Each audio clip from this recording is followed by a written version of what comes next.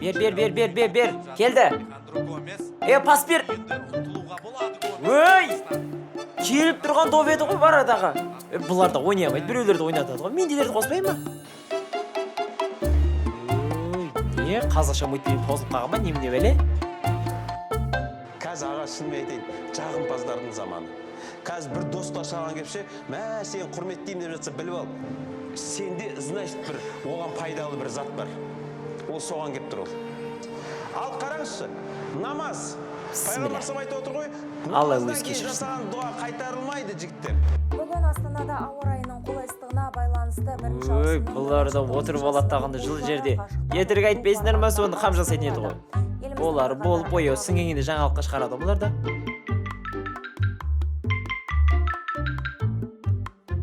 Алло? Корея қалайсың? Зор ғой. Өзің қалай? Менде де зор ғой. Чо там, ақша таптың ба? Уайымдамасай досты. Досыңа премия түсті, премия. Ой, басар. Иә. Сосын досым? Ау?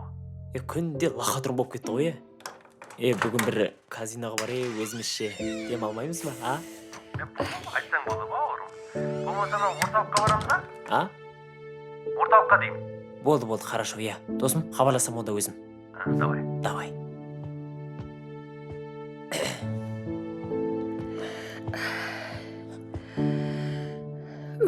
Жаным-ай. Қайдан келе жатсыз?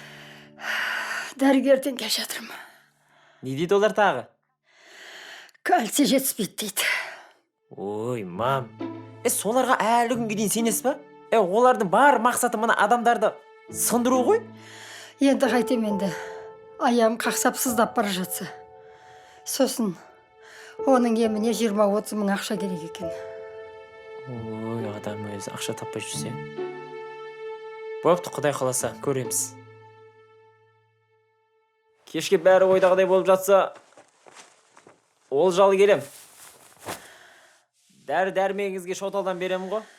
Жарайды, бопты. Жолың болсын, балам. Рахмет. Аналар дұғасы қабыл болады дейді ғой. Кешке олжамен келем.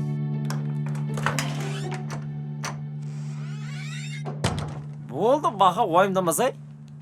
Біраздан кейін жолығамыз ғой. Бауырым. Болды, давай. Ағасы, кешіресіз масаласам. Аз-маз тыйым болса, көмектесіп жүрмізші, Алланың разылығы үшін. Кетші бар, Жетпей тұрған сенен енді. Құргет бар. Саламатсыз ба, апа? Амансың ба? Апа, аз-маз тыйыныңыз болса көмектесіп жібересіз бе? Алла разылығы үшін. Қарным ашып кетті. Қатып қалдым. Ала ғой, балам. Алла разы болсын. Көп рахмет, апа. Көп рахмет. Апа? Қызықсыз ба? Неменеге бердің санаған ақшан? Қазір барып ішеді ғой анау.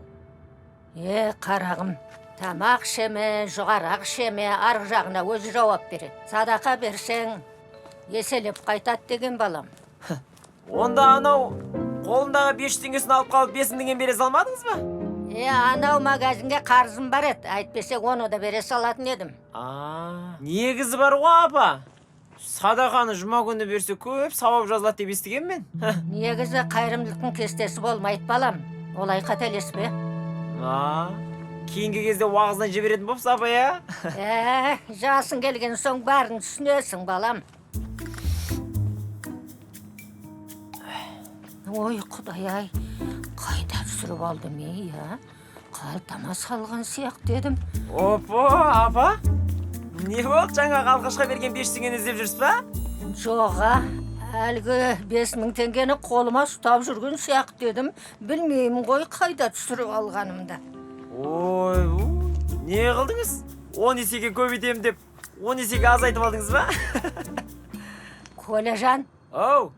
ана өткен кеткен адамдар болса, солардан сұрастырып көрші. Мүмкін тауып алған адам болса, қайтарып берер.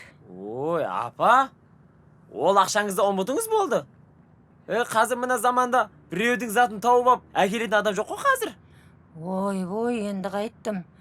Ана магазиндегі қарызымды қайтарып беруім керек еді.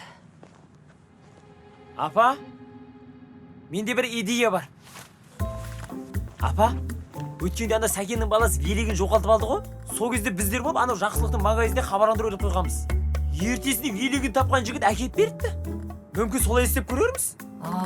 Шынымен әкеліп берер ме екен? Енді ол апа үмітсіз шайтан ғой енді. Әкеліп беруі де мүмкін, әкелмеуі де мүмкін да. Көрейік деп атқаным ғой апа. Иә? Есімім Әмина. Жасым 80-де. Осы маңайда 5000 теңгемді жоғалтып алдым. Егер тауып алғандар болса 47-ші дом 3-ші пәтерге әкеліп беріңіздерші өтініш.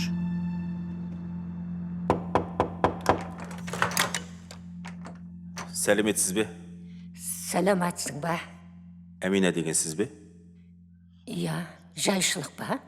Сіз 5000 теңгеңізді жоғалтып алған бедіңіз. Иә. Мәнеке сол ақшаңызды тауып алған ем. Алыңыз апа. Ой, айналайын, шарықтарым-ай. Біздің елде мейірімді адамдар жоқ па деп күдерім дүзген едім. Жақсы адамдар бар екен ғой. Ой, апа, неге жылайсыз? Ақшаңыз табылды ғой. Қарағым-ау, бұл ақшаны әкеліп тұрған бірінші сен емес, 10-шы адамсың. Сондықтан бұл ақша сенің өзіңде қалсын. Жоқ апа. Бұл ақшаны сізге әкелдім бе? Демек, бұл сіздікі. Алыңыз. Керегіңізге жаратасыз. Аман Ай, болыңыз. балам, тұра тұршы. Ау, Тым болмаса, нан ауыз дейші. жарайды апа. Отбасыңа береке берсін. Рахмет, қарағым. Оқас жоқ. Қазақтың сендей азаматтары көп болсын. Аумин апа. Жақсы апа, аман болыңыз. Сау бол. Барамда тақ еді анда коэффициентті ұрып жіберем ғой. Сөйтеді 85-тен ұрады ғой. Ай, қайда жүріз? Колежан, мен сені іздеп таба алмай жүрмін ғой. Қайда жүрсің? Әрең таптың ғой. Не болды, тыныштық па апа? Әлгі қағаздарыңды қайда іліп едіңдер? Алып тастайықшы. Ой, неге тұра бермеймін ақша табылғанша? Жоқ, табылды ма? Колежан, сенесің ба? 13 бала маған 5000 теңге әкеп берді. Қойы! Иә. Да ты что? Ема. Ай, ұят болды ғой бәрінен де. Өзіме қалып тастайын, қайда ілдің, айтшы. Ой, анау жақсылықтың магазині бар ғой апа? Иә. Сол жерге өлгем? Ай, бәрінен де ұят болды ғой, өзіме қалып тастайын. Базар жоқ, шалда жоқ. Ай, Колежан, анау анаңды ертіп түс қайта үйге кел, Құран оқытып жіберейік. Ой, сіздеріне құрандарыңыз таусылмай деген, е? Өлген адамдарға. Бір тура солар еститіндей. Қой, олай деме, Колежан. Анау менің әкем пәлен жыл молда болған. Өткен кеткенге дұға жасап, Құран оқытып отырады. көреміз. Енді өз өмірден өткеннен кейін Бопты, соңында қалған көреміз, апа, ұрпағы дұға бопты. жасап, Құран оқып Бопты, болса не көреміз. болды сонда? Ой. Бағана түстегі алқаш қақты жүрген, е?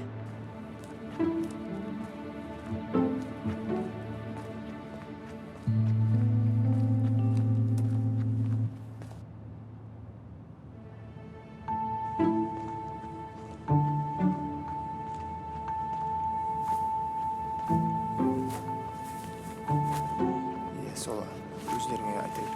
Ассалаумағалейкум. Қалайсыздар?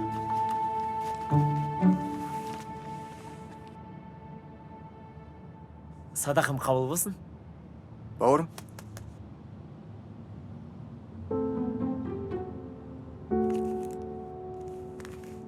Ниет қабыл болсын, брадан.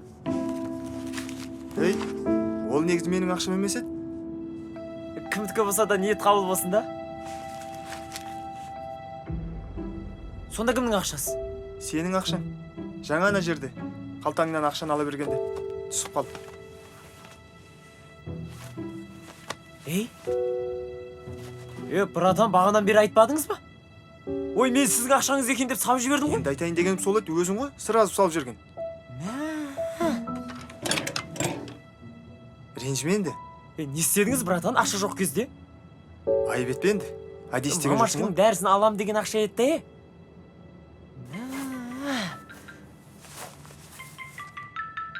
Не болды, мам? Жаңағы ақша мәселесі не болды? Ой, мама, сіз де қоя тұрсаңызшы. Бар болса бар деп айтам ғой өзімде. Жоқ, балам, жарайды, бір мәнсіз. Болар. Дәрігерлер айта береді ғой. Адамды қорқытып шошытып. Жақында пенсиямда түсіп қалады. Жарайды, өзім хабарласам. жарайды. Нем бар еді бұл жаққа келіп? Қалай, Нурик? Жақсы? Короче, мен жақта параяжнек. Не болды? Мен сіз ойынға бардың ба не? Жоқ, қумашы. Енді? Короче, бір жағдайлар болып тұр. Маған срочно ақша береді şu қарызға. Мен саған кешке ойына шығарып берем. Коля, сен лохотронда жүрген мен лохотроннан шығарып беремін деп алданбай жүрсің. Ондай сказкаң басқа жерге кетші. Нурик. Ыстық пирожки бар, беляши бар. Ыстық табананға келіңіздер. Беляши бар, пирожки бар. Ыстық пирожки. Саламатсыз ба вообще? Саламатсыз ба, айналайын? Шаурмаңыз қанша? Шаурма 650 теңгеден жан берейін ба? Пирожки бар, ыстық пирожки бар, беляши бар. Беляши қанша? Беляши 250 теңгеден ыстық азанғы. Екеу бере салыңызшы. Екеу мә жаным, ыстық әдемі. Ыстық пирожки, беляши аламыз ыстық. Мә жаным. 500 теңге ас болсын жаным. Рахмет. Ала ғой жаным. Ыстық пирожки, беляши бар. Садақа берсең, еселеп қайтат деген балам. Ыстық тапананға келіңіздер. Ас болсын. Ыстық. Пирожки бар, беляши бар. Келіңіздер, тапанан алыңыздар. Свежий тапанан бар, келіңіздер.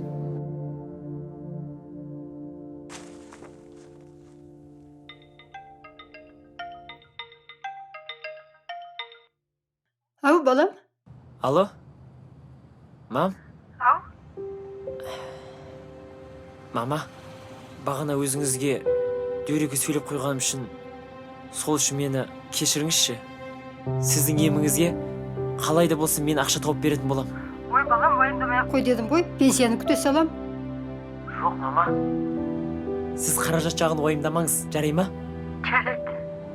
Мам, қазір біраздан соң өзім хабарласам. Алло? Еркөш, Ау, қалай досым? зор ғой. Бір өтініш болып тұр ғой досым. Тыныштық па? Білесің ғой, маманың денсаулығы шамалы нашарлап қалған еді. Соның еміне қарызға ақша бере тұрасың ба? Коля, лохотрон үшін мамаңды тығатын боласың ба не? Еркөш, мен саған рас айтып тұрмын.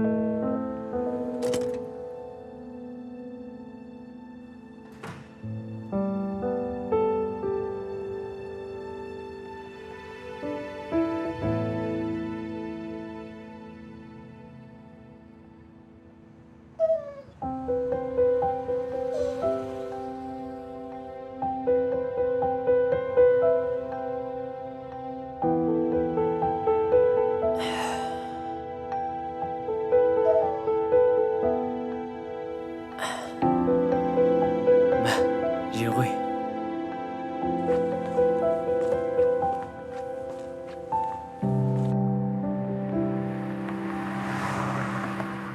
Бауырым!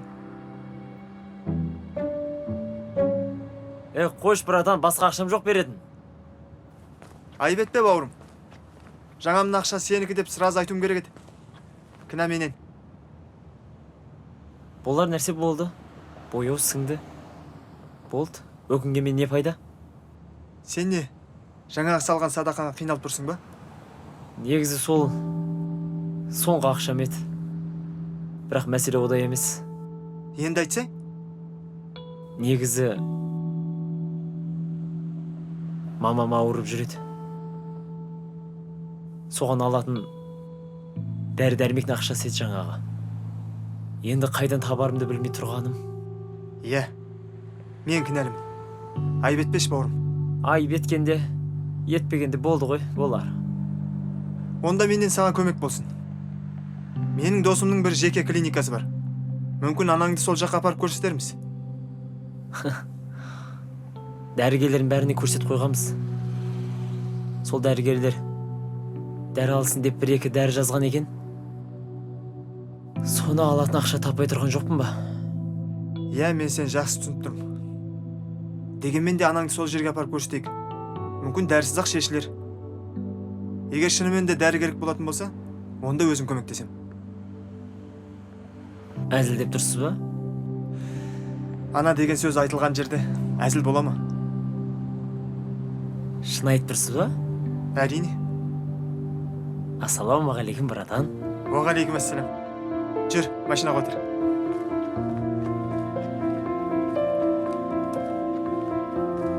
Балам, қайдасың?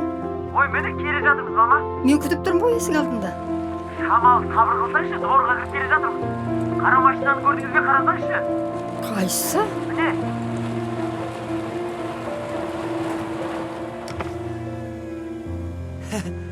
Мама, отырсаңызшы. Балам, о мына машине. Я, отырсаңызшы деймін.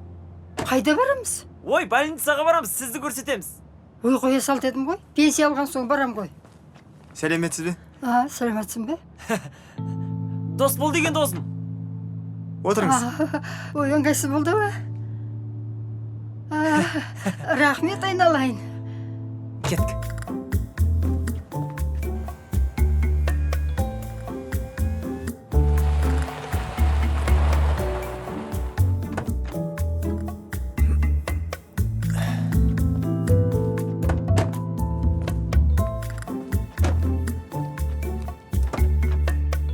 Келіңіз әпке. Ой, рахмет, айналайын.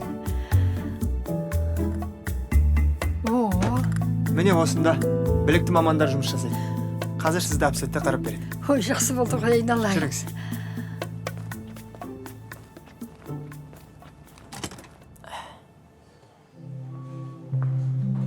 Сәл қалды. Қазір міне өзі де тұр екен ғой. О, дәке, ассалаумағалейкум. Уағалейкум ассалам. Қалайсыз? Аллаға шүкір. Өздеріңіз қалайсыздар? Зор ғой бізде. Бағана айтып жатқан кісі осы кісі ме? Иә, осы кісі. Бол жақсыға, көреміз. Жүріңіз. Дәке, сізді көріп мен ұялып қалдым ғой. Неге? Мамашкин өзі де жүре алады ғой негізі. Жүре алатынын білем. Бірақ жағдайын көріп тұрсың ғой. Қызметінде болмайсың ба? Ой, біз үйреніп қалғанбыз. Біз андай современный семьялардың қатарынан боламыз ғой. Сіз өзіңіз анаңызға солай қызмет етіп үйреніп қалғансыз ғой да? Әттең. Анам болғанда осылай қызметінде болар ем.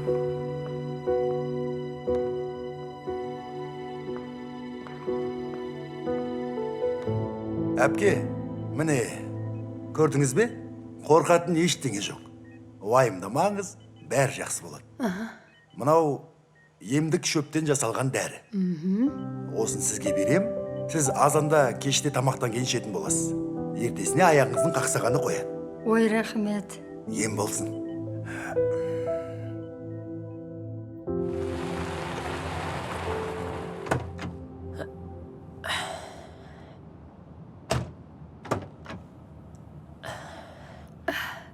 Келе қойыңыз. Рахмет. Ай, балаларым ай, өркендерің өссін. Дос бол, атың да өзің де жақсы екенсің. Бала шағаңның қызығын көр, айналайын. Аумин. Үйге жүрсе шай ішіп кет. Рахмет әпке. Жарайды, онда мен үйге кіре берейін, е? Жарайды, мам. Ал жақсы, рахмет сендерге. Дәке, рахмет. Бүгін үлкен көмек көрсеттіңіз. Арзымайды. Бірақ таң қалатыным, анамның еміне қалай айналып келгенін түсінбей тұрғаным. Енді ол сенің жаңағы берген садақаңның қайтарым шығар. Аға, шыны керек, менің ниетім дұрыс емес еді. Мен ол ақшаға лохотрон ойнамақшы болғам. Апарған 500 теңгемді салған да жоқпын. Бұл енді точно Құдайдың қайтарымы емес шығар. Мен оны айтып тұрған жоқпын. Енді? Жаңағы сенің итке жасаған жақсылығыңды айтам. Енді ол итке берген тамағым садақа болып саналмайтын шығар.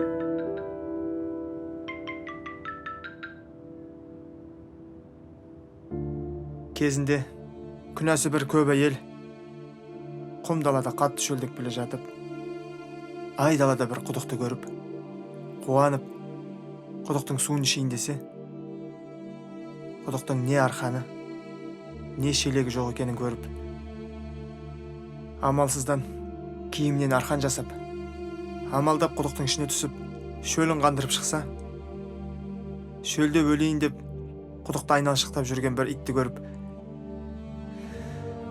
сен де Алланың бір жаратылысың ғой деп құдыққа қайта түсіп, аяқ киіміне су толтырып, иттің шөлі қанғанша құдыққа бірнеше рет түсіп шыққан екен. Сонда пайғамбарымыз саллаллаху алейхи вассалам ол әйелдің бүкіл күнәсі кешіріліп жаннаттық дегенде сахабалар неге деп сұрайды. Сонда ол әйел иттің қиналып тұрғанын көріп өтіп кетпей, айдалада мына итке жақсылық жасат деп айтпайтын жерде иттің шөлі қанғанша жақсылық жасаған үшін Алла оған мейірімін төкті деген екен.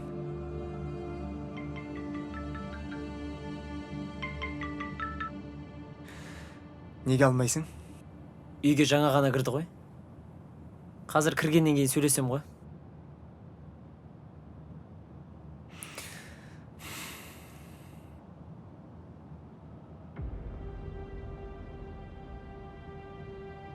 Аға, мен дұрыс түсінбедім ба? Жаңа анам дүниеден озған деген едіңіз.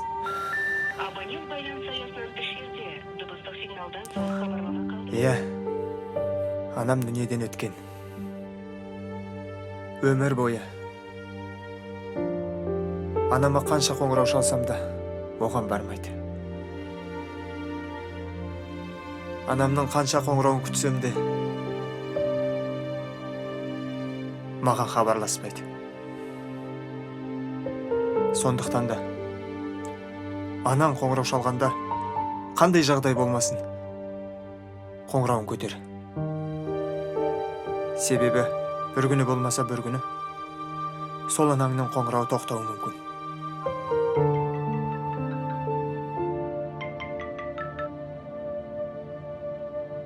Алло, мама? Ай, балам, телефонды алмай жатырсың ғой. Сен жек кетпепсіңдер ғой әлі. Ана дос болды. Қалай болса да үйге кіргізші. Енді ұят. Болады есік алдынан қайтарғанымыз. Мен шай қойып қойдым. Жақсы. Әке, жүрсеңші ішке. Жоқ бауырым, ниетіңе рахмет.